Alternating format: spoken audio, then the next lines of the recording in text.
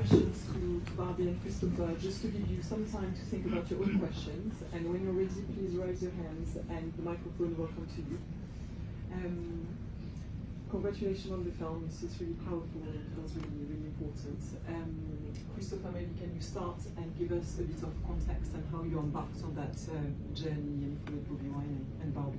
Yeah, absolutely. Hi, good evening. So I grew up in Uganda and my father was born in Uganda, so I have a sort of big Ugandan connection. I met Bobby and Barbie at the beginning of 2017, and I was familiar with Bobby's music at the time, but when I met them, I was just so astonished by them. I was astonished by their courage, I was astonished by their bravery. Bobby at the time was an extremely successful musician. They had 4 beautiful, beautiful children, and he had his beautiful, clever wife. And he was just embarking on such a treacherous journey that it was like the script for a film. And when I started talking to them and they told me where they'd come from, what they'd done and what they were embarking on doing, I asked them if they would mind if we followed them. And we ended up doing that for 5 years. And I thought we were making a film about a musician who went sort of slightly into activism, but it turned out, as you can see, to be something so much more. The other thing which was incredible about them, they just gave us complete and utter access. There was no point when they ever said to us, please turn off the camera. However awful things are, however stressful it got, they just always allowed us to carry on. They had nothing to hide. And the big difficulty with the film was turning literally thousands and thousands of hours into under 2 hours, and that was it was quite a challenge. Yeah. Barbie, can you tell us what it meant for you to have the film made, and maybe to have a film crew made with you very often like this? Thank you very much. Chris is God sent, and having Chris come into our lives at a time when we needed the world to know what we were venturing into was more than a miracle. Today is Chris's birthday.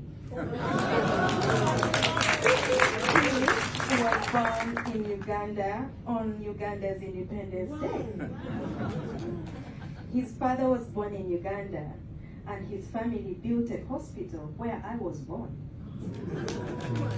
So we were meant to meet each other either way. So I'll ask everyone to sing for Chris. Happy birthday to you. Happy birthday to you. Happy birthday, dear Chris. Happy birthday to you. That answers your question. It is for Chris that we are here, and that our lives are being shown to the world, and that the people of Uganda's voices are being shown on a bigger stage. So Chris just did a good job, and we are grateful for his life. Thank you. I'm sure you've got many questions. So please, there is a question at the front, so the microphone is coming on the third row.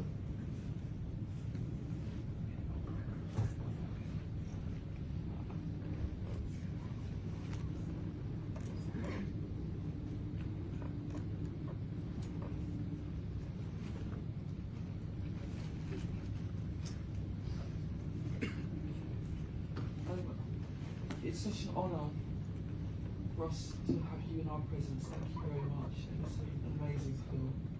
This is a slightly trivial question, partly because I'm a DJ. Is there a soundtrack to the film that's available? Because it's an amazing soundtrack. Yeah, I can answer that. Yeah, there will be. We've actually been putting together a soundtrack for the film. We just need Bobby to make sure he's completely happy with it. And when the film comes out, there will 100% be a soundtrack to the film, yeah. And also, you should listen to all of Bobby's music. It's incredible. Yes, please. First of all, wow, that was a very powerful film, and thank you everybody who participated in it. As I was watching it, the thing I was kind of like expecting like everybody to be killed and disappear, you know, like a complete, total, extreme situation. And what was really kind of disturbing was the way that it was like swinging between, seemed a bit free, but then just when you got anywhere close to anything, you'd be shut down, but it was kind of secretive. Could you say something about the modus operandi, or that you feel is in place in terms of that form of oppression? Because there are many different forms of oppression, but it's quite specific, and I think you captured it very well in the film. This sort of, it wasn't hard to pin down, but at times it was. You could see how maybe the outside world could go, well, it doesn't look that bad, but then it is. We have, like all dictators, the dictator in Uganda is smart. He is inclined on staying in power at all costs. He uses the primitive and the new ways of torture, and so he uses them in equal measure. He will make you feel like right now you're free to do your work, but then he will leave the trap just ahead of you and get hold of you and create the most pain you've ever felt. Some of the things they do to torture us are visible, some are not. For example, they use Pegasus to follow our phone calls. They know who we are talking to. They know where we are.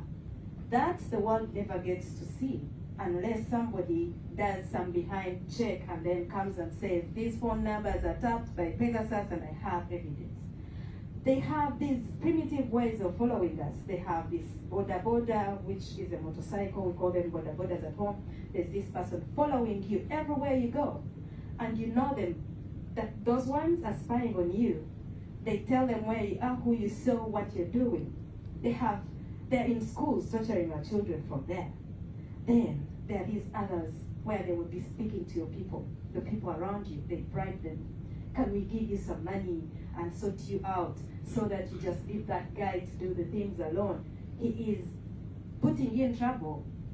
Some the world sees, some the world doesn't know, but he is always busy. And he is working every day. But the people won't let that happen. They will keep pushing. That's why you see them when they captured everybody on the campaign trail. They took 100 and something people into custody. The next morning, there was a group of young people willing to come to that same trail and move on with the campaigns. So they are not giving up. We are not giving up until Ugandans are free. I'd just like to add something to that. We filmed a huge amount of people who've been tortured, and we filmed people who've been tortured in a medieval way. We filmed people who had their fingers removed. We had filmed just horrific stuff. And we actually, in the editing suite, we were editing for 2 years. We made a decision that we didn't want this film to just be a catalogue of horror, and it could easily have been a catalogue of horror, to the extent when Bobby saw it for the first time, he said, "You've made them look quite good." And we thought that the film would be far more effective and it would be a better platform for Bobby and Barbie and all the wonderful Ugandans if we showed it through their eyes. And just seeing endless torture, it's so horrific, but it's not as powerful as understanding the pain through people who you get to know in the film and you end up loving in the film. And it's far more effective. And we just hope that, but just believe me, what's going on in Uganda is just horrific. It's really horrific. If I could add a little bit on what Chris said, we still have abductions happening. They find young people, our supporters, leaders, elected. They get them, they take them for more than 2 weeks, and we demand for them publicly. They never say they have them. When they come back, they have scars, they have broken skulls, they have broken arms, limbs. They can't walk on their own. So the abductions are happening. Even yesterday, a leader called Mahmoud was abducted. We have a Ugandan journalist working with the BBC. Her whole family was abducted, a family of 7. Because they can't get her, she lives outside of the country. They would rather cause the pain by abducting her family. They're intimidating her to stop reporting this to the rest of the world. So yeah, it's bad what is still happening home, and the world should know.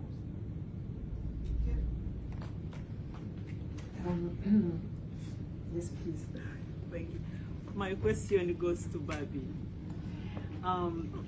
Barbie, thank you so much for everything. We've watched a lot, but I just want to ask you, a mother, a wife, I mean someone who stands in for the girl child and everything, what is the source of your strength? Where do you get the daily ability and energy and strength to keep moving? What's the source? What's the secret?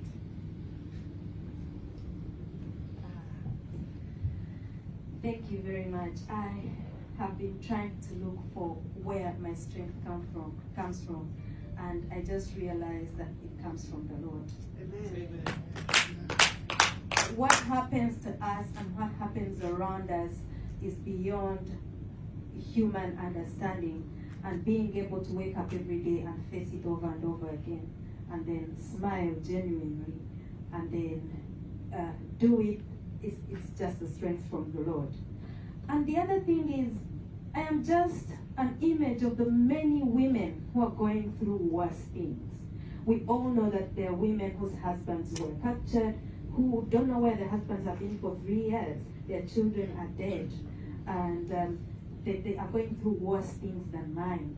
So when I wake up every day, I am like, well, we are in this struggle together, but there are those who are suffering more than I do.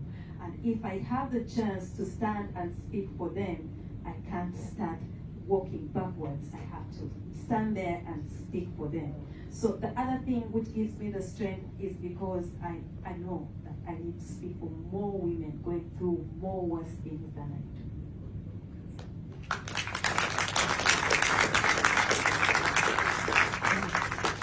Yes, please. Just here. Hi, it's my wife's birthday today as well. Very strange coincidence. We come from India, the land of Gandhi. So I was quite surprised to see non-violence being preached, as Bobby was mentioning. I know many intelligent people will ask many intelligent questions. I have a very trivial one to ask here though. India is a developing country, and we at times we are divided into different states, and we also face corruption to some level, some at federal level, some. So we just want to understand how people of India can specifically help people of Uganda in this situation. I think it's been eye-opener. I never knew that Uganda is facing such issues. So I would like to know specifically if some action point can be drawn from people from India. Please. I will briefly, and then you will finish that. So, Uganda hosts a big community of Indians. Every little part of Uganda that you go to, you find an Indian shop. You find an Indian living within the community. They were born there. They have married within their communities, but they've been there. They speak our languages. They are one of us. What I have noticed, in my opinion, I can be corrected if I'm wrong. What I have noticed is they do not feel like they are part of us because they don't stand with us when we need them. We see them when the president is giving them free land to have their businesses constructed there. We see them when they're going to the president to offer him support and he has things to do. We don't see them speak when human rights of the people who are their customers are being abused. So we just need, beginning with the Indian community in Uganda, we just need them to highlight the plight of their people because they are one of us.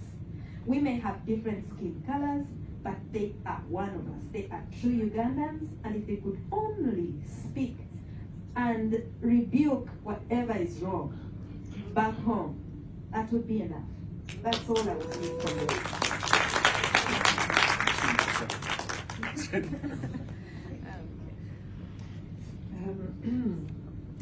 You've got so many questions. Well, the lady just. Sorry. I think this film would be hugely motivating for many other countries in Africa. I work on elections in Mozambique. I want people in Mozambique to see this film. How do we get this to Africa? How do we get this onto the web in Africa? Nobody could pay for the rights for this in Mozambique, and yet the opposition needs to watch this film. How do we do that? I couldn't agree with you more. I mean, everyone said, you know, who were you making this film for? I think we were making it for two people. One, we've been very disappointed by Western governments. And what typically happens is you have these fraudulent elections. They happen in America, England, the EU, everyone comes out and says, you know, that was totally flawed. There was no, as you saw in the film, there was no people monitoring the election at all. And then the governments come out, and then within a month, it's business as usual. We're back to square one. So one thing we wanted to do was get a Western audience to realise what their governments are supporting, and that it's not right. And then secondly, very importantly, we want to give Africans hope. And in Bobby and Barbie, you have two true African heroes. I was in Zimbabwe not so long ago, and I was talking to a very prominent Zimbabwean there, and he said he met Bobby, and he said, I think I've just met the man who's going to change Africa. I think these guys have the ability to have a massive impact on Africa.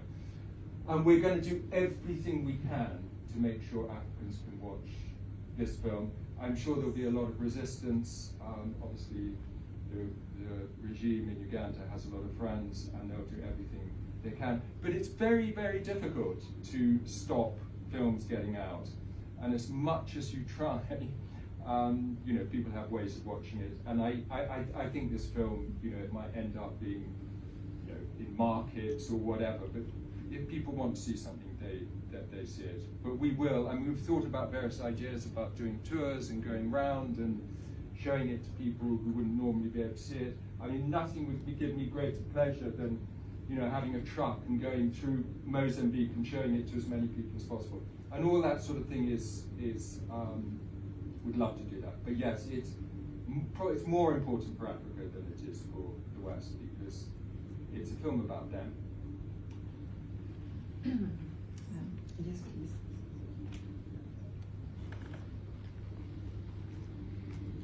Thank you, First Lady. I call you First Lady because you're my First Lady. My name is Lane Sharps, and I really, really want to appreciate the fact that you're looking after our president and their first daughters and sons. But all these things that are going on in Uganda, the West sees whatever is happening. And I remember that I think one of the things that removed Idi Amin on power is because they had put a limit on him so that he couldn't travel anywhere, he couldn't get anything. But still, back home in Uganda, the Western people, like the ones who are supporting, who are funding the dictator, are still funding him.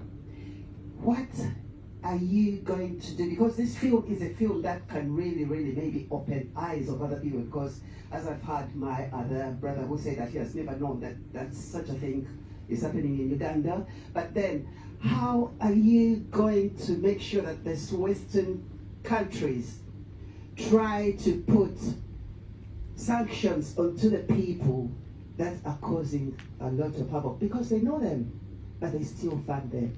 Thank you so much, my lady, and thank you so much, guys. Thank you. Chris will add on what I'm saying, because Chris is from here, and it is his taxes. It is his taxes that are being given out to the people in Uganda. So everyone here in this audience is a mouthpiece. Every one of you has a platform. Every one of you, whatever you do to make sure that this message goes out should be counted. And you should trust in the power that you have. We want you to be messengers. Go and speak to decision makers. That's the only way we will manage to stop Museveni. We have a group of Ugandans here. I truly appreciate the work you do. You know we have sanctions against most of the generals, the military generals. It was your work. You went and knocked at the doors of decision makers, and those people have been sanctioned. They can't come to these places. That's more work you should do. That's why we believe in the diaspora. That's why we really look up to you. That's your duty to do. While we go at the front line, we expect you to do that part. We will just call on everybody. We will spread the word as far as it can go and hope that the right people will hear it and do the right thing.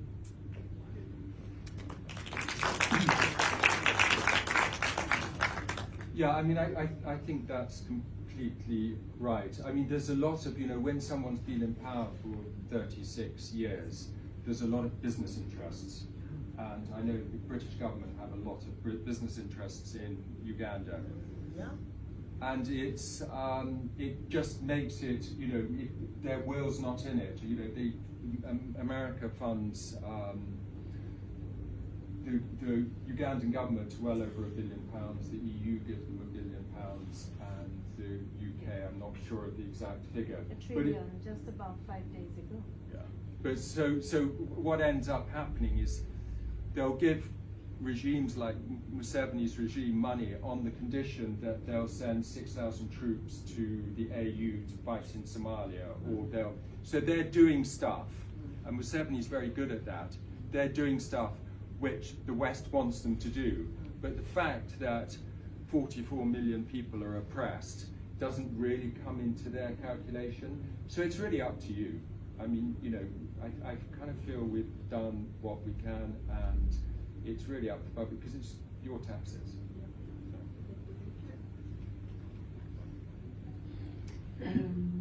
There is a question in the kind of 5th row, just here. Yeah. Yeah. No, that was that. That gentleman has that gentleman there so many times. Please, yeah.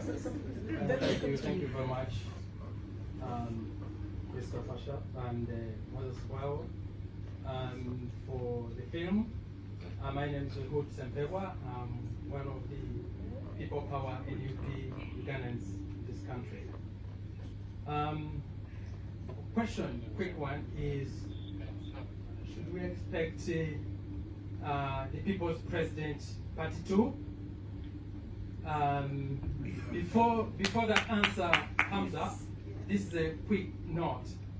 Ugandans who are here, please, when there is an activity of demonstration or whatever, please turn up. Even though 3 people are there, you come, it makes a difference. Indigenous British UK citizens, please, as the First Lady advised, talk to your MPs, sensitize them so that they can they can work together with APP, all party or group, so that they can work and such questions, because what is happening today, ask them why they signed this election was cheated, was stolen. But today, the MOD is signing another agreement to train soldiers in Uganda to do what? To kill Ugandans. Now we have a Putin, a black Putin. We have a Pinochet, Agustino Pinochet in Uganda. This is the black-faced Museveni, must be stopped, because what he has done in the Great Lakes is untold, is unbelievable. Thank you very much. So much to say that. No, there's no plan at the moment to do another one. We've sort of been working on this for almost 6 years, and we'll just, we'll see what happens in the future. Can we give this gentleman here? Thanks, and for your bravery as well. It's just amazing what you've done, and just I suppose on that, it's sort of quite a bleak ending in a way to the film because of the election that was stolen. So sort of what is next, and how are you galvanising opinion and all the opposition and people in Uganda?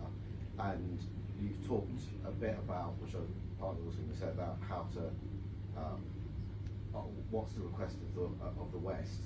But is there anything more that you think that the government should be doing that you could add to that, what you said already?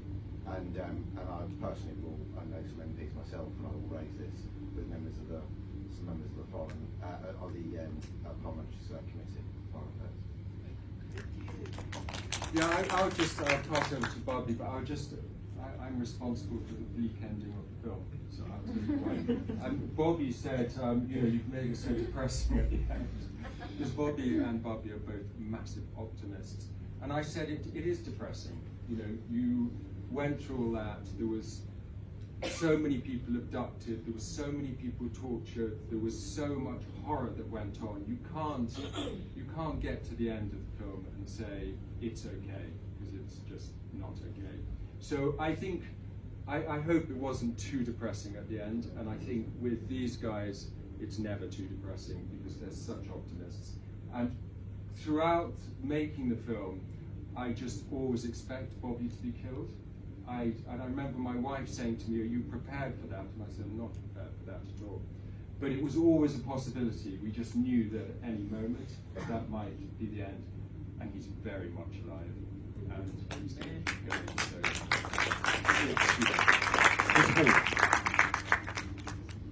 So, thank you very much, Chris. Thank you for your question. What do we need the Western world to do? First of all, it's for them to recognize that Uganda has a problem, and the problem is the dictator who has stayed for more than 30-something years, close to 40 years. The Western world gives Museveni money. It's that money that he uses to buy the guns, to train the soldiers, to buy the tear gas. Every brutal activity you saw on that TV or that screen is the activity done using the money that the Western world gives him. You may package the money as money for building hospitals, but we have the sickest health system in Uganda. You send money to build schools and to educate our children. Now we have less than 70% of children going to school, currently. You may send the money to build roads, but you do not want to drive on Ugandan roads right now. You send money for whatever reason, it never does exactly that what you send him to go and do. So what we request is, if you are to give Ugandans money, we don't say don't bring it. We say give it to the beneficiary. Follow it to the dot. Don't just hand it over to the Kutesas of this world. That's it. And please give them sanctions. They work. They work because this is where they come for medication when they're sick. Yeah. Hospital. Give them sanctions. They don't build hospitals home because they know that they will jump on the plane, charter it, sit in it alone, and come here and get first-class treatment. Yeah. Give them sanctions. Let's see where they will go for treatment. So we just need you to not support them in all ways. I can give an example of the EU Parliament. Recently, they refused the pipeline, the oil pipeline, to go on. We are building a pipeline from our country through to Tanzania. But there are things that the EU demanded. Respect human rights, and then you can continue with this pipeline. Make sure that the climate is, and that the environment is safe for people living next to this pipeline. All those things were not put in consideration. So they said, we are not giving you this grant because we need you to first make sure that these things are in place. Human rights are respected.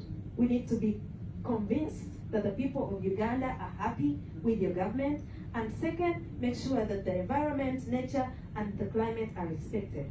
But do you know what our president is saying? He's saying, to hell with what you're saying. The pipeline will go on. He is not saying, oh yeah, I may be faulty, we need to improve in those areas. No, he is adamant. So we just need the government here to give preconditions for every little coin that comes home. Bring home the money, but follow it up. Yeah.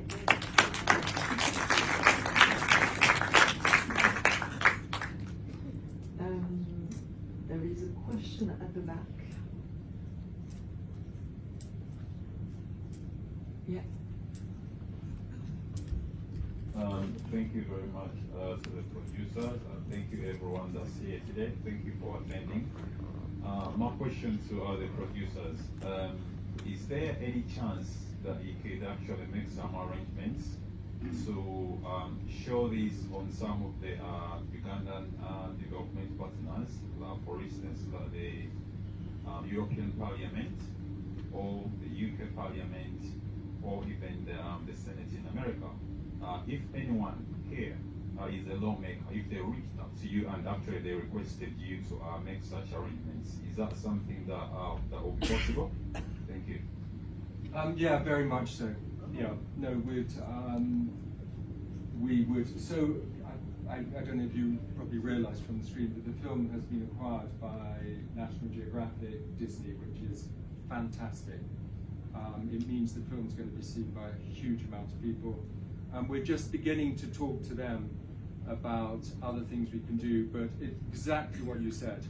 I think that's super important, and I'd also love to do things like screenings at Harvard, screenings at SOAS, screenings at. It'd be really good to get lots of young university students to see this film and bring the situation in Uganda onto their radar.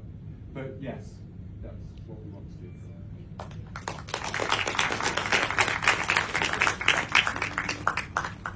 Yeah, yes, please, in the front.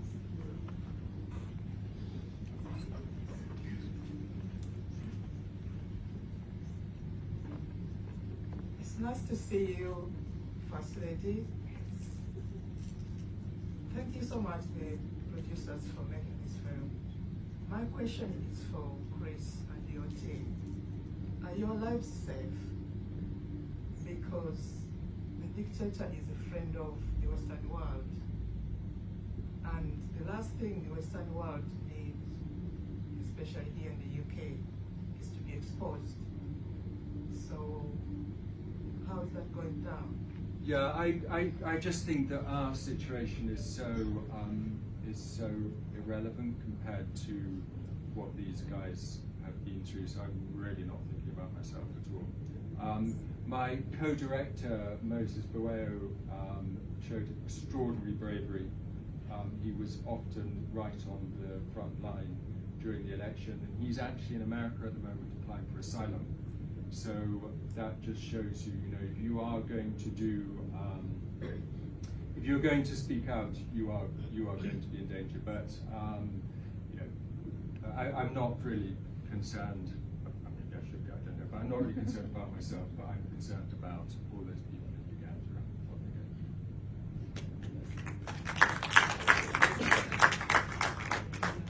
Sir, please. Thank you. Just to follow on what you just mentioning, is there a reason why America is where the help's coming from and not the UK? Very much so. I mean, that's a really good question. I think there'd be absolutely no chance of Moses getting asylum in the UK. Why? I just don't think our current government is very accommodating, particularly at the moment, for people like Moses. And I think the Americans are far more accommodating and far more accepting. So, that's how it is at the moment. Yes.